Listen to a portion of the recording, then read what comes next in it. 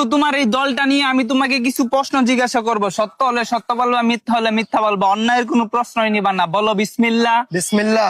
হাতটা একটু মুট করো। উপরে আছে এক চাঁদ এক সূর্য, আর নিচে আছো তোমরা এই আজব দলের আজব কিছু সাপোর্টার। কথা সত্য না মিথ্যা? সত্য। রাগ করলা?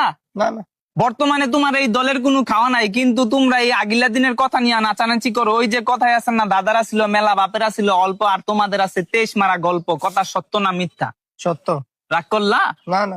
2014 বিশ্বকাপে তোমরা 7টা গোল খেয়েছে, এটা কাইতে ভরে আসলে। এখন যদি তোমাদেরকে কেউ 7 আপ বলে যাওগা তোমরা সেইটা, ওই যে কথা আছে না, সোরের মার বড় গলা। কথা সত্য না মিথ্যা?